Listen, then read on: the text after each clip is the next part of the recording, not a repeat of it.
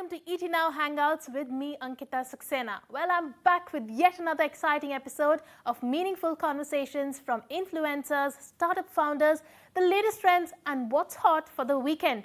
Well, my first guest is a self-confessed rebel in the Indian education system. Well, he runs an online school known as the Think School. Think School, that was founded in 2019, now has 3 million plus subscribers on YouTube. I'm in conversation with the founder of Think School, Ganesh Prasad. Ganesh, welcome to ET Now Hangouts. So good to have you on the show. Hi Ankita, thank you so much. So Ganesh, I was going through one of your interviews where you had said that you want to put a dent in the Indian education system. Now, that's a very revolutionary idea to have, a very revolutionary thought process to have. What got you started on this, and why did you choose this path, and what were the triggers for you? So the story of Think School actually started when I was in college, and my college was just absolutely terrible because it was not a college, it was a prison of mediocrity, and that's what the entire Indian education system is. Might sound very controversial, but unfortunately it's true.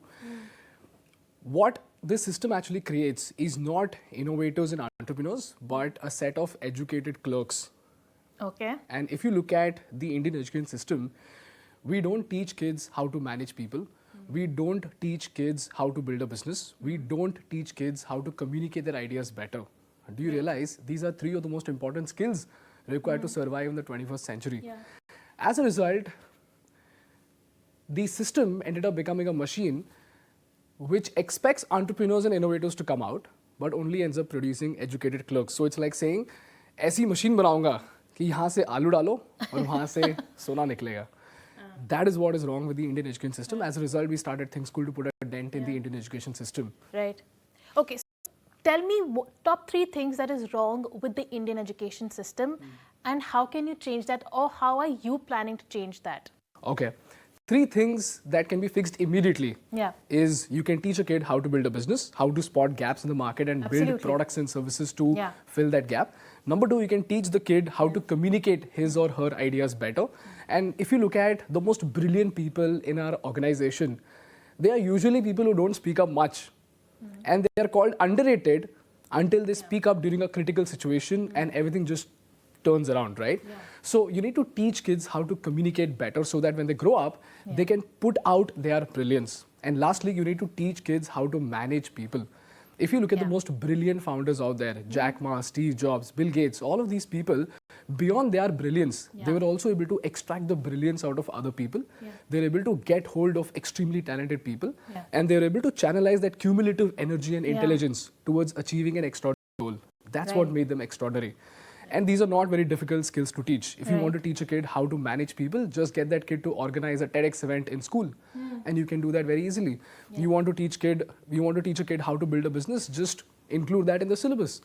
You want to teach the kid how to communicate his or her ideas better, just hold more elocution competitions, and the kids will learn how to present revolutionary ideas with confidence. Right.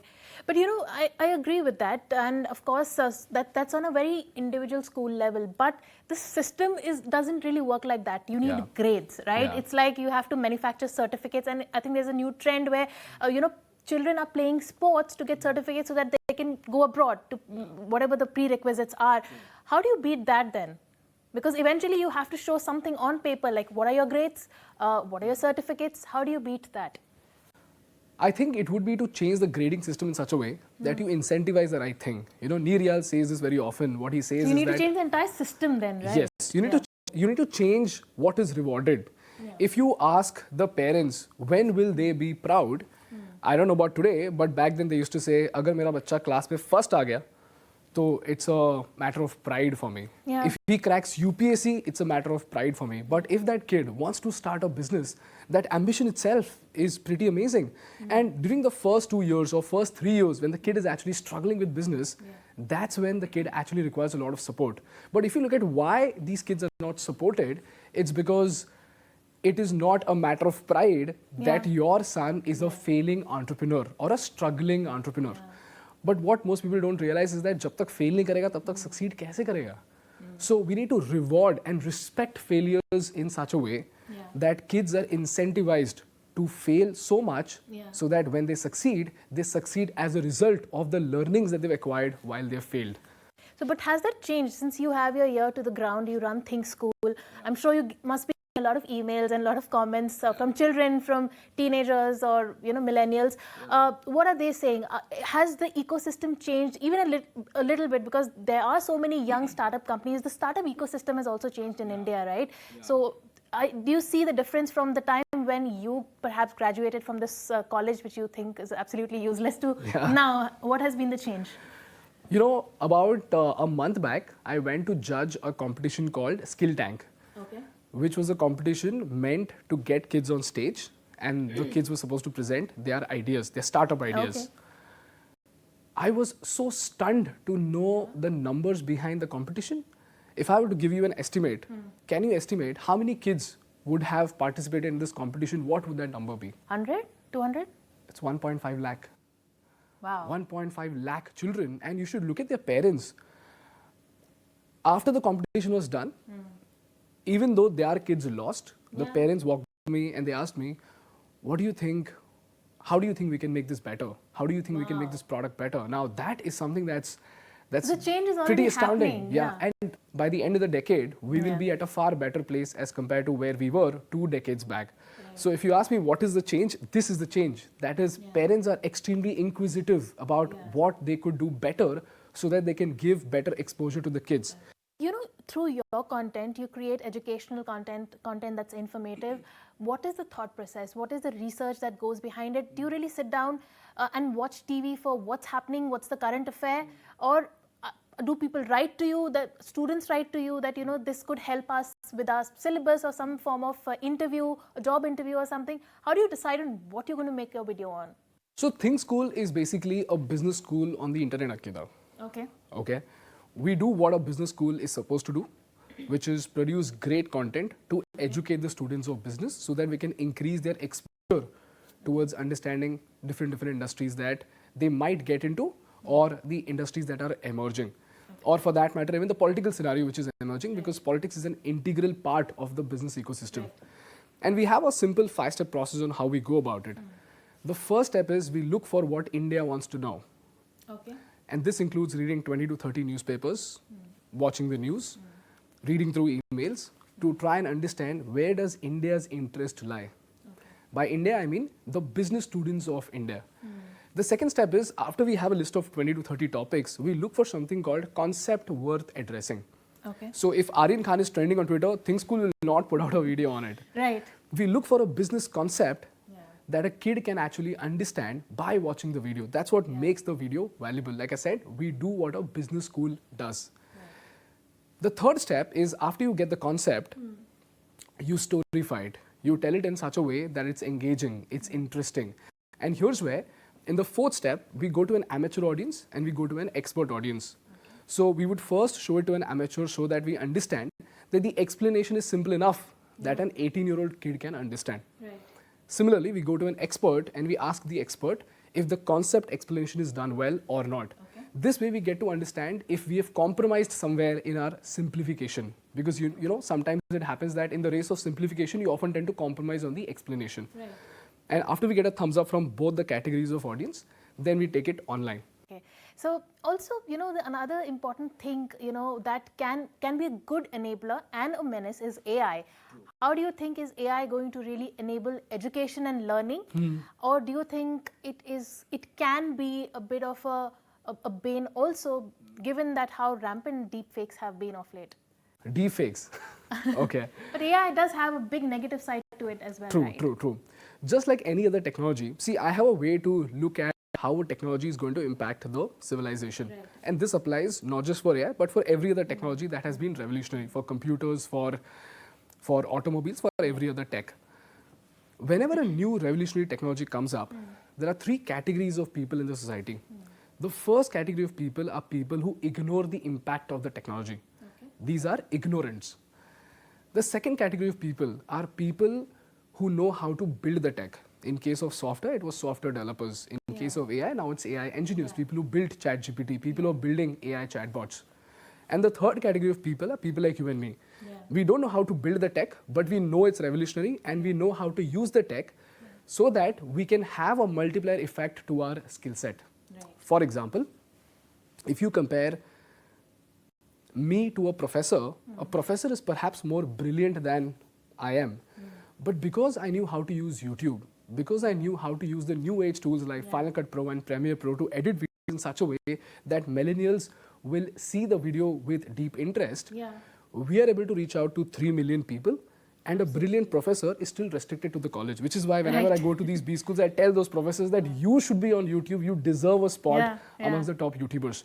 And as far as the emergence of, and as far as curbing the misuse is concerned, just like for virus, we have antivirus, soon enough for deepfake, there will be tech which will prevent people from misusing your identity. Right. You know, you have this online school called Think School. Yeah. Who's your competition right now in that space? You can think of, you know, Udemy, Upgrad, these are the platforms. Are they your competition firstly? Unfortunately, we don't have competition, because of which we have to educate our audience about the market that we are in.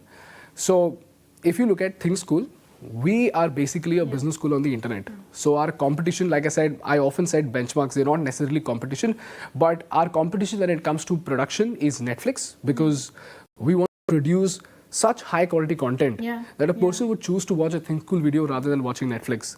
When it comes to excellence of content, my benchmark are the professors at IIM. If a kid at IIM says that Think School explained this concept way better than my professor, that is my benchmark. Has that happened? Yes, it has happened multiple times, and that's not because I'm better at my work, that's because we use visuals and graphics which professors are not so good at using, which is why, like I said, I often tell professors that you have to be on YouTube, like you have to be at my spot.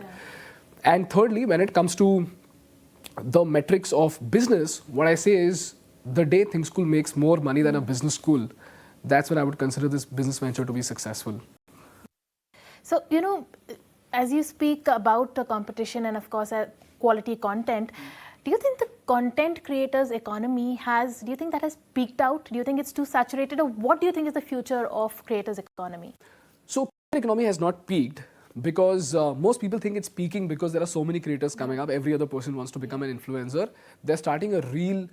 They're starting in their Instagram page and they're putting out reels which are going viral, and they're putting out YouTube shorts, because of which people think that, oh my God, everybody today has a following of 100K. Everybody today has 1 million subscribers on YouTube. It would be a little harsh for me to say this, but 1 million subscribers are of zero value if there isn't a depth of connect between the creator and the audience. And that's not done through short form content, that's done through long form content. So, and you know, I was speaking to a brand 2 weeks back and I asked them, how many Instagram content creators do you engage with and how many YouTube content creators do you engage with and what's the difference? And they told me, and I quote, Instagram में तो लोग भरे पड़े हैं. Exactly. But YouTube पे कोई है ही नहीं. So I asked why, and they say that every other creator is creating a short, but nobody's creating long form content like a CA Rachna Ranade or a Pranjal Kamra, because of which brands are not finding good creators to collaborate with. So finally, Ganesh, you know, somebody who's trying to get into, who wants to become a creator on YouTube or Instagram or any other social media platform, what would be your advice? How do you gain credibility as an influencer? First of all, read a lot. Most creators that I've met, they don't read. They just recycle internet content and they just post it online. They're curators basically, not curators. Even we are curators for that matter. Okay. We don't produce original research papers on EVs. Right. We just read a lot. We get to the ground, we do our research, and then we present our ideas, which takes up a lot of efforts. Yeah, of course. So read a lot. Number 2, do on-ground research. The third advice that I have is do YouTube. Because you can provide a lot of value. I know the success will be delayed by a year or two, but when the success comes, it will be real success and it will have some tangible benefit to it. And the last thing that I have, this is for creators who have actually made it to 1 million subscribers and are making healthy revenues. What I would suggest is you should always have this marker that brand revenue should not be more than 30% of your entire revenue. Okay. So you should have your own products. Okay. You should have your own subscription services or something by which the brand revenue always stays below 30%. The reason why I say this is because brand revenues will fluctuate to such a large extent that there will be a time where you will have no money when the brand has no money. Yeah. When recession comes in, brands will have no money and you will have no money. Right. During such times, creators are forced by brands to do things that they're not supposed to do. This is how you survive in this gold rush of creator economy after the gold rush is done. All right, Ganesh, on that insight, thank you so much for joining us. It was a pleasure to have you. Very insightful conversation, and I'm sure all the young people watching this show will have lots to take away from this. Thank you so much, Ankita. It means a lot. Thank you.